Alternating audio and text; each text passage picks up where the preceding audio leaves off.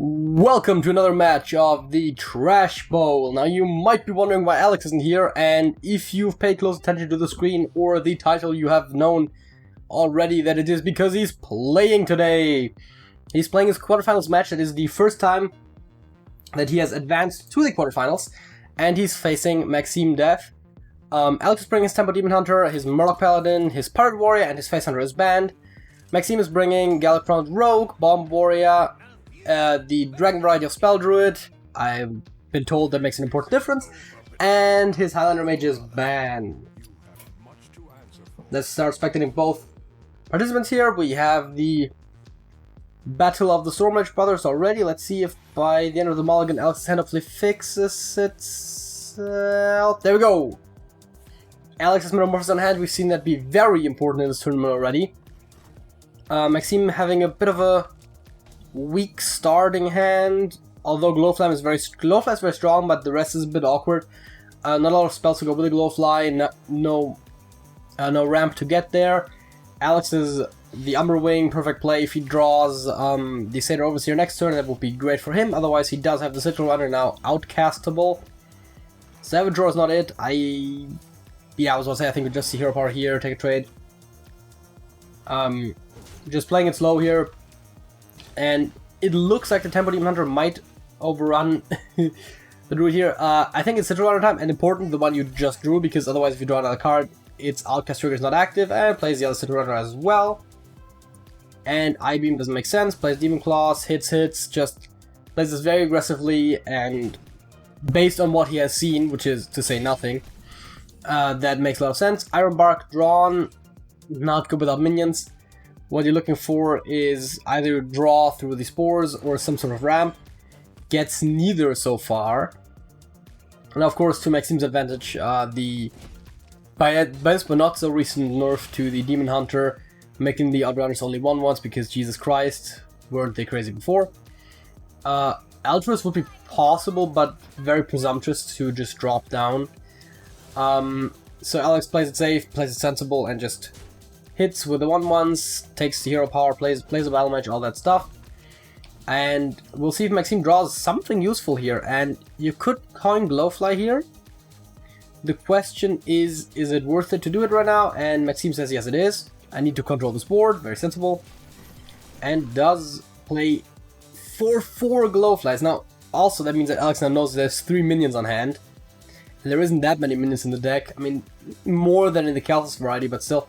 Battle Mage is a very sensible play, I think, here. You play Battle Mage, you play the I-Beam.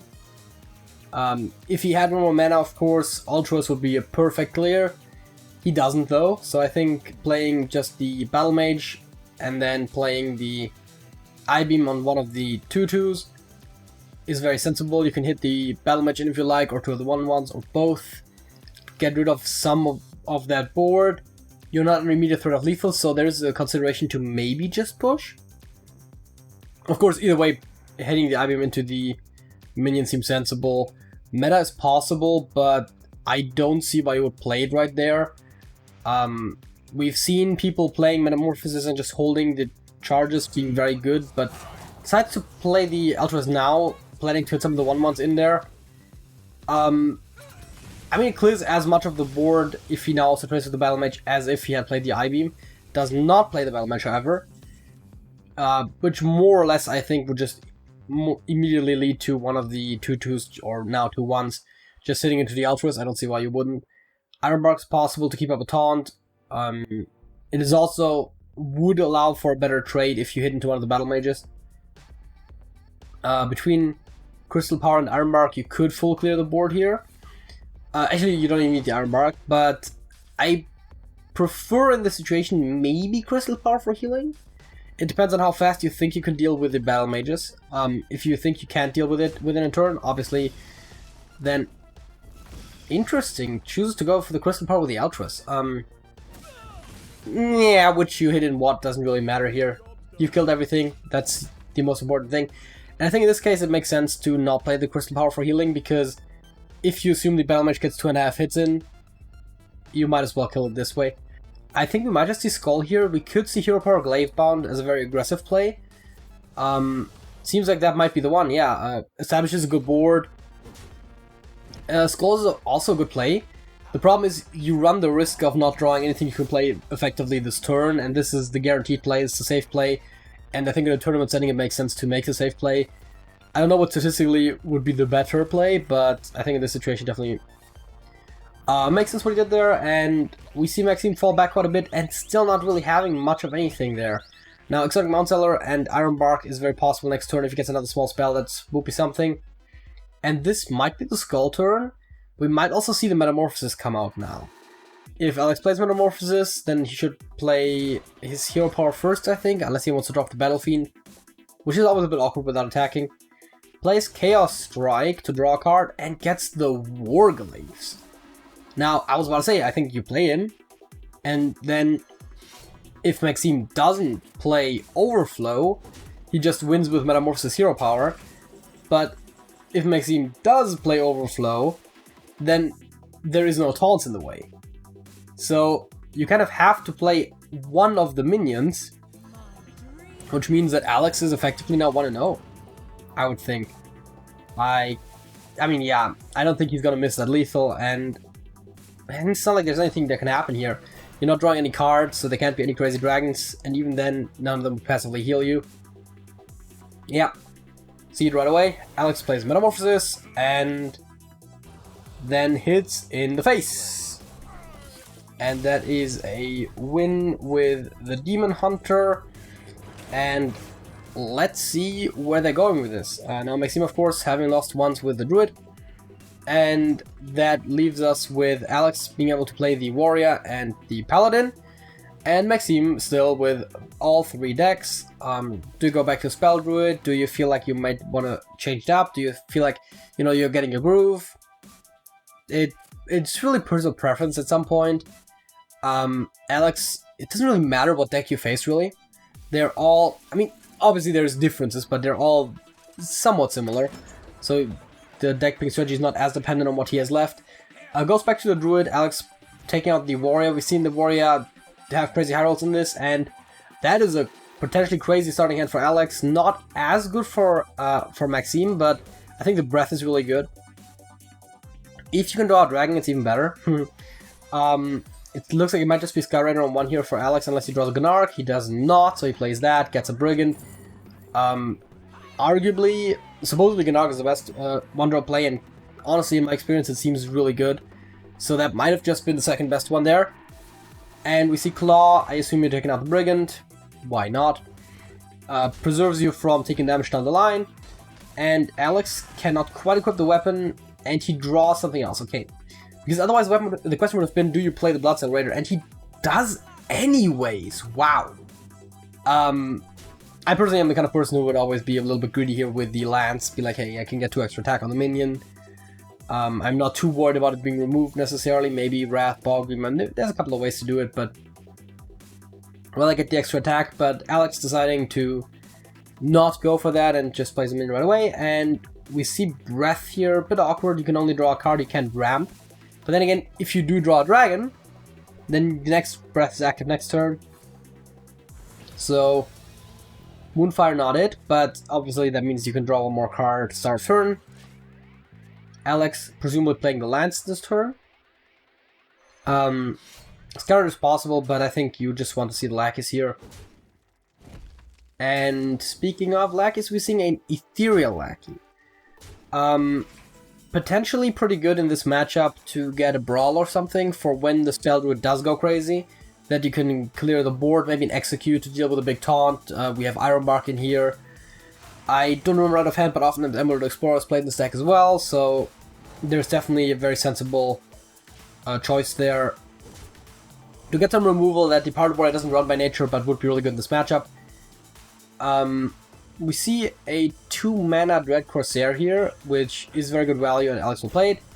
Alex goes for the Lackey here before deciding what he wants to play with his 2 remaining mana.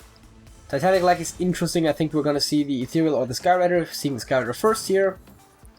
And gets the Captain Greenskin, not a weapon in sight right now, but I think we'll just see an Ethereal Lackey for good measure. To see what spell you want. Or Titanic puts extra health on his taunt. Knowing a lot of Druid spells deal 3 damage. You're out of that range now. Bogbeam Moonfire is possible if you want to deal with the taunt. On the other hand, there's probably better stuff to do with it. And you want the Moonfires maybe for the Mount Seller down the line. Question is, what do? Do you just draw another card? I guess, right? You just hope to get something useful, and it seems that Maxime is once again 2 games in a row drawing very poorly with the Spell Druid, and that's kind of the thing that we talked about before. We don't generally like token druids as much in these tournaments because they can just whiff. And we said that in the beginning of the tournament. The Spell Druid seems particularly susceptible to that. Now obviously this is the Dragon variety, not the Kelthus one, so it's a little bit more stable. But we see it here. Corsair Cash is potentially a very good play, because you can guarantee a weapon for Greenskin next turn. Ankar is a weapon you can even play this turn. That's very good. And probably your favorite target for Greenskin. The damage doesn't matter as much. Of course, also the same independent of what the weapon is, but the extra durability to draw one more pirate. And Alex pushing very successfully here, and Maxime once again nothing in sight. What are you gonna do? You can Innervate, Coin, Exotic Mount Seller, Moonfire. Seems very wasteful to summon 1 minion. And I believe the Bogbeam should be based off of your permanent mana crystals, so it presumably wouldn't even be at 0. If it is at 0, then that's interesting, but then you still can play the Mount Seller first. Overflow is possible, but also very desperate. Goes for the Overflow, and I think that tells Alex everything he needs to know. There's nothing there. Glowflight Drawn could be very good next turn, but you still gotta make sure you don't die first. And if you're Alex, you can play very aggressively right now. Double Heroic Strike is 11, 13 with the 2 pirates, and 16 with the other guy. It's 4 of lethal. Ethereal Lackey could maybe get you 4 damage. I don't think so though. I think Commanding Shell is actually a very surprisingly interesting pick here, because if you want to deal with Glowflame in the future, Cleave would also be possible in a similar vein. So let's go with the Commanding Shout. Worst case scenario is a card draw. And pushing a lot of damage, and if you're Maxime, you gotta find a taunt next turn. Or, I guess a board clear, but I don't think there's any. So yeah, I think it's Innervate, Mount Seller, Moonfire. Oh, I said that before. All the other 0 drops are gone. And once again, the inconsistency of the potential to be inconsistent of the Spell Druid shows. And that's what I was alluding to, right? I think I didn't finish that tale earlier, but we were talking about in the beginning of the tournament, we were saying like this deck seems very inconsistent, it doesn't seem great for tournament play, and then every player who played it had decent success with it. And now we're looking at Maxime here just back-to-back whiffing on it. We've seen some other players do that as well. The Moonfire is currently targeting 1 minion, but yeah, there it goes. At Seal, you're looking at the weapon for 4, you're looking at the Dread Corsair for 3, and you're looking at another 3 on the board. If you're Maxime, you now know it's not guaranteed lethal, presuming that there's not a single point of health of damage on the hand. You can Hero Power and get rid of 1 more point of damage effectively, or increase your health by 1 rather. But that still means Alex needs 2 points of damage, and we as the all-knowing spectators know that he has the Heroic Strikes there, or the Corkron now. And that is 2-0 for Alex. Do we see another TrashcanTV member advance to the semifinals? Very clean kill, by the way, with the weapon just OTK there. So that means Alex is now 1 with the Warrior, making it 2-0. Murloc Paladin coming up, and if you're Maxime, of course, you now know what the matchup is. You can decide what you like best. As I said before, I don't think it matters as much with Alex's decks. I think the decks that are good against one of them are probably good against the others as well. There's definitely some variance, but for the most part there's not a lot of dedicated counters, and they're all highly aggressive decks. The Pirate Warrior has one difference, that it's not necessarily as board-centric, though there's definitely a lot of minions in there, but as you saw there with the weapons and the Heroic Strikes, you definitely can come back from a board clear. Now the Murloc Paladin not as much, there is weapons in there, but it's still very susceptible to board clears. Temple Demon Hunter to a lesser degree as well, so this is definitely the deck that is most straightforward to defend against out of all of the ones that Alex is playing, I believe. And we'll see Maxime chooses the Rogue. Alex showing off his 500 win Arthas. They're the golden Arthas, you don't see it a lot, but Murloc, Tide Hunter, and Tide Caller, Tide Hunter is a very interesting combo. Spy Mistress for Max, though, can very easily kill the Tide Hunter, but you don't have anything to kill it on one. Another Tide Hunter picked up for Alex. Very important cards. And I think we're just going to see Spy Mistress drop down here and take the trade next turn. You could coin the Seal Fate on turn 2 as well, depending on whether or not you want to preserve the taunt. But preserve the taunt. Wow, I can't talk today. But it depends a little bit also on... You don't have any Greyheart Sages inside, so you might want to play this slowly. I think we're just going to see Tide Hunter here and hit the face. There's an argument to make for Fish Flinger, but personally I would have liked the extra point of damage out of the Tide Hunter and making a wider board. We're not necessarily as worried about that, I think. And also, you don't want to give your opponent a minion in case they don't have anything. We're going to see backstab on one of the minions, maybe trade the other, and then we're just going to see the Murloc Raider being played here from hand, presumably. Maybe Dagger Up, that's also a popular play. Seal Fate is also possible.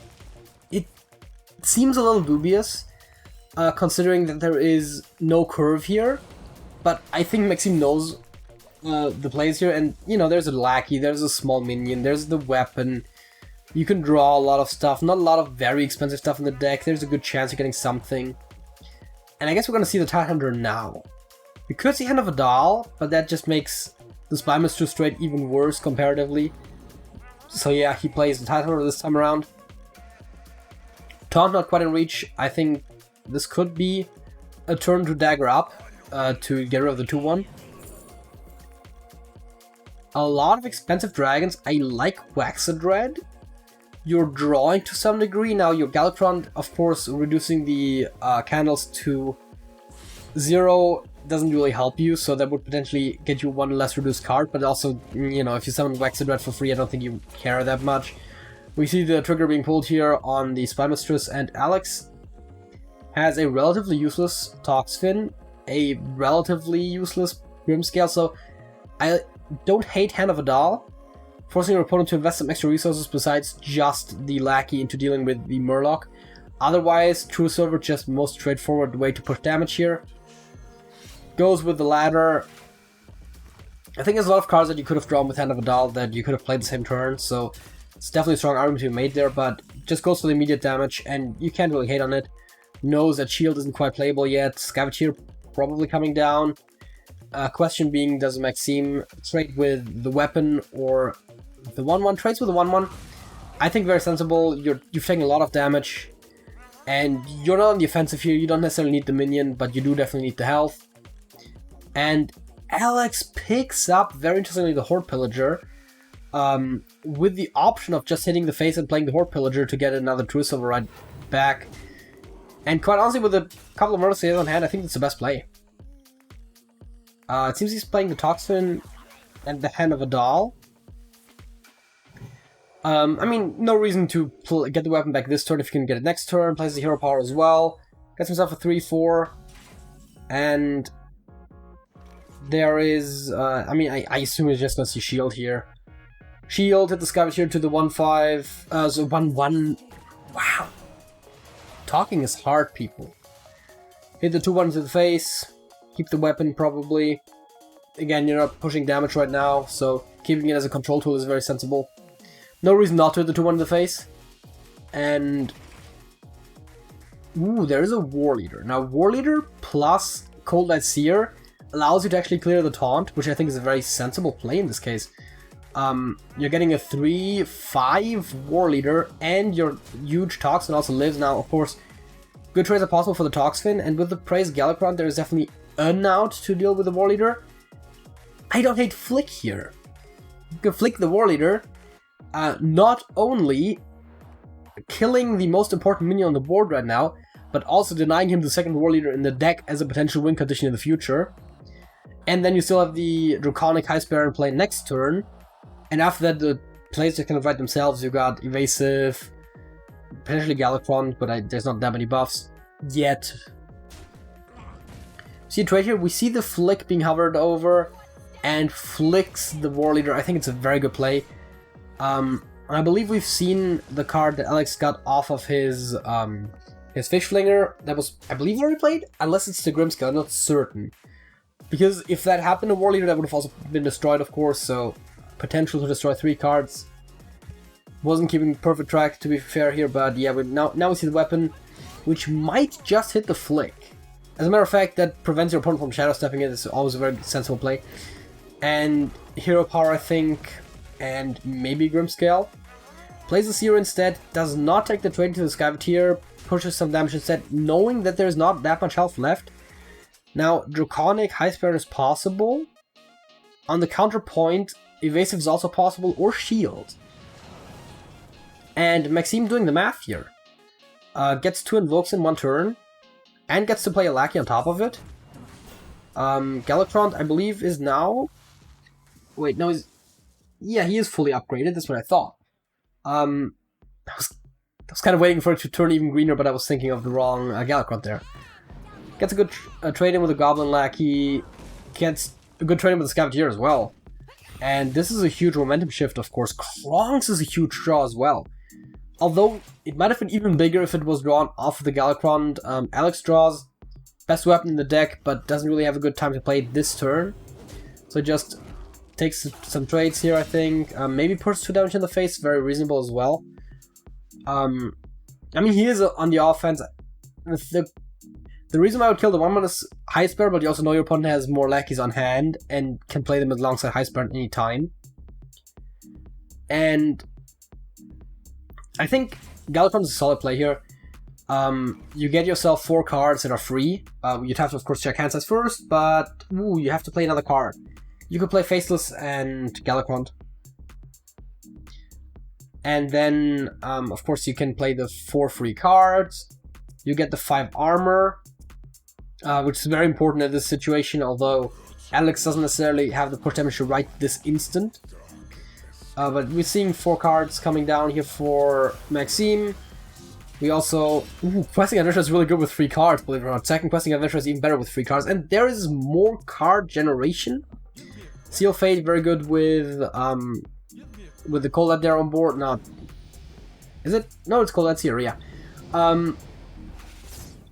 And if you want to be really aggressive here with your...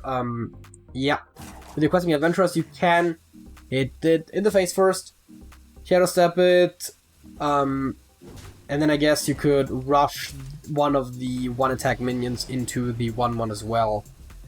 Just to add insult to injury, and it seems that Maxime does just that. And Alex concedes the game because he sees that there's lethal on board.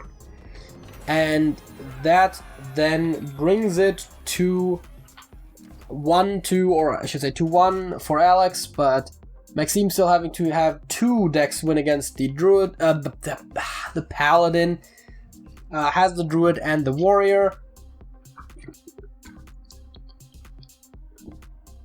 Druid was shown very inconsistent earlier in this match. The Warrior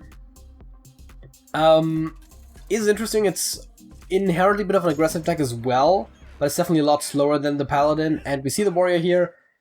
Maxime saying, you know, screw the Druid, hasn't done anything for me lately. Sword and Board is a really good counter to Murlocs potentially.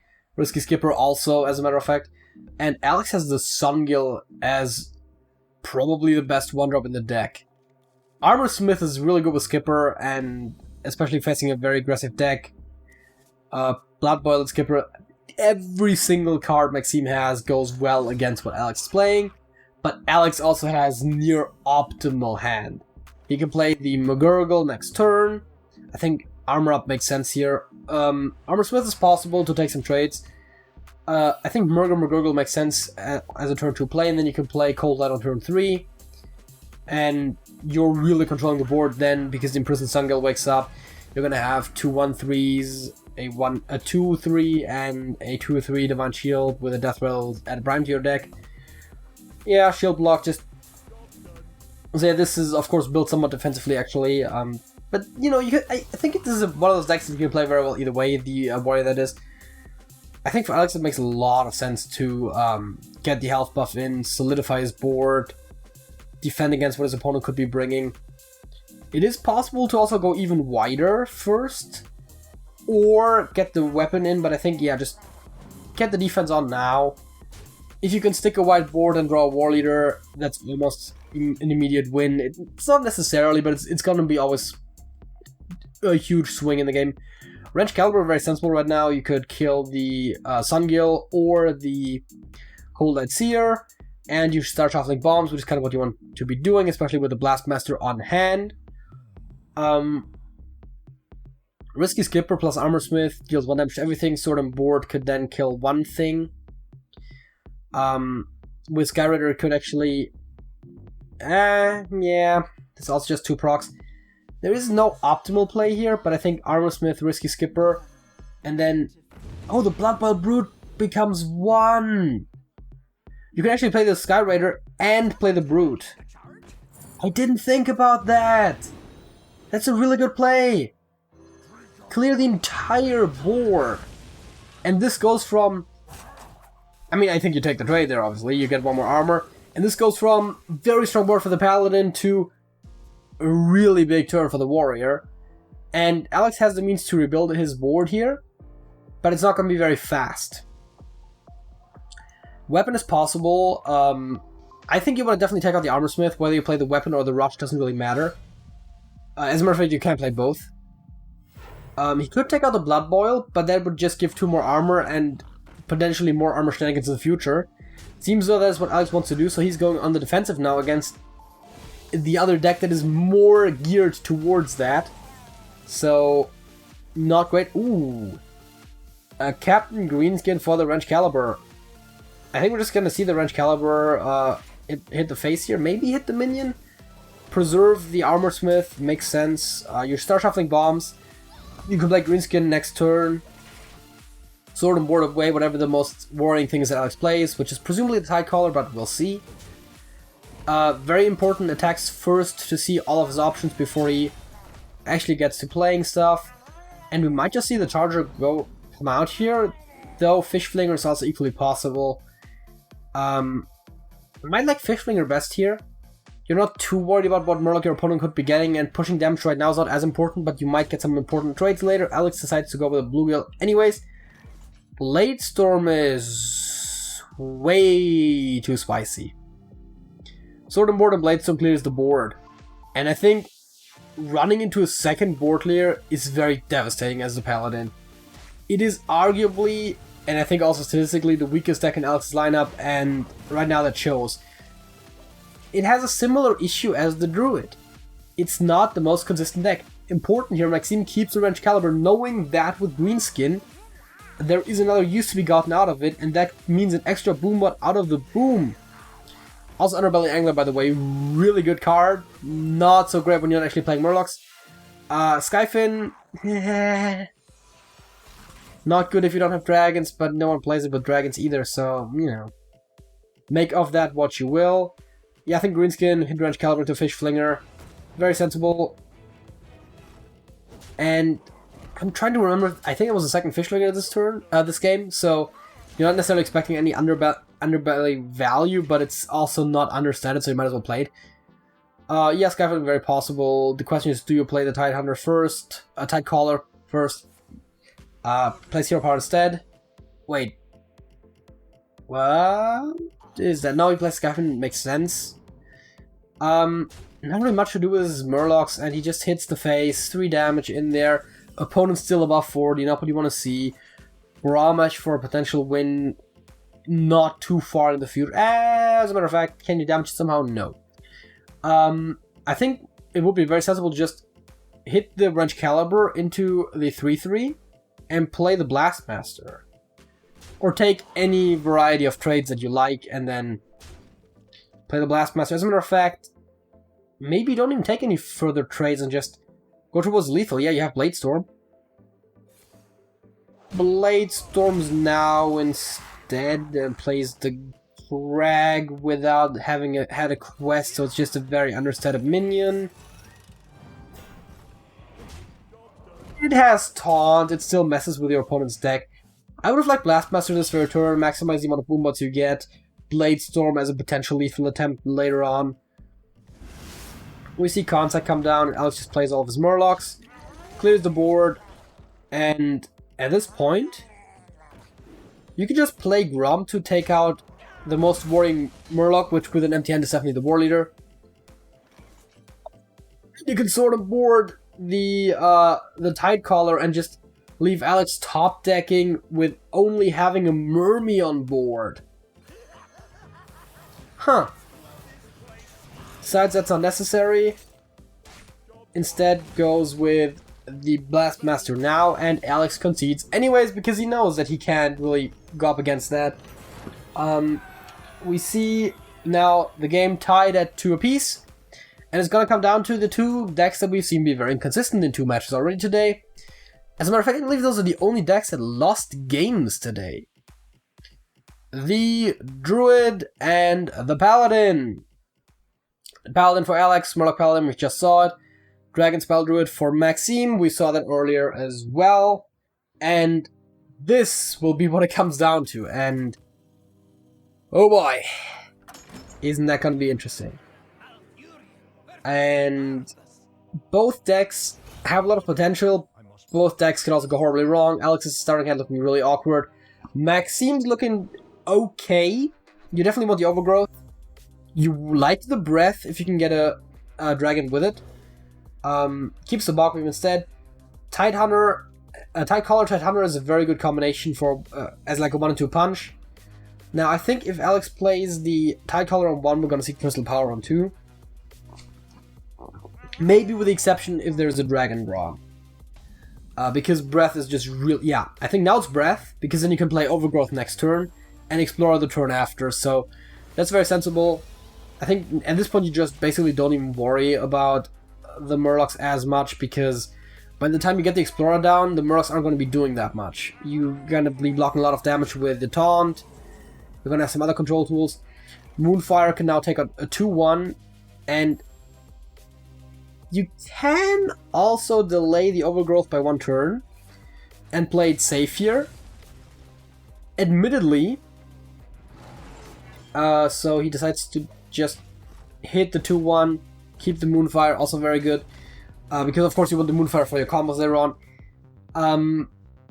Overgrowth would have definitely been very greedy, and if a Warrior had come down on 3, which it could have, would have been punished very hard, and Toxin would have gotten around the Taunt on 6 anyways. Arguably the better play.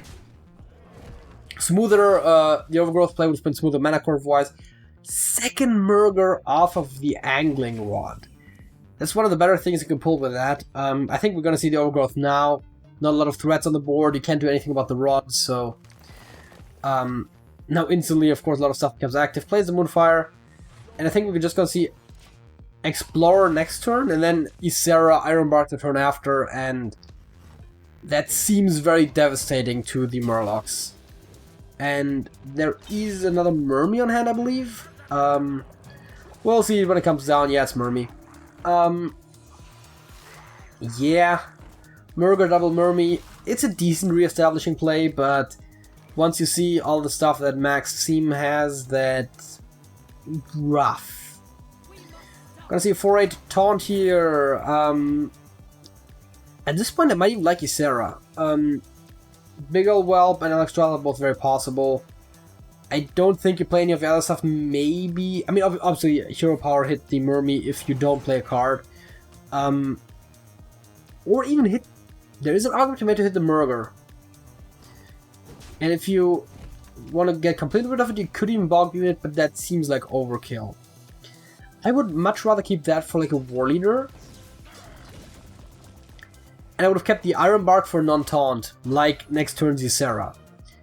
Because now you just, if you're Alex, you play Toxfin and you undo a lot of the progress that Maxime just made. I don't see a world where Alex does not play Toxfin, quite frankly. And I think then it's gonna be like Hand of Adal on the Mermy that does not get poisonous. Maybe play the Tidecaller as well.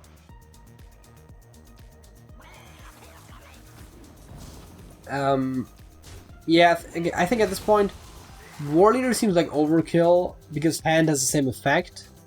So I think you play Hand, and if you draw a 1 or 2 drop Murloc, you could play it / coin it.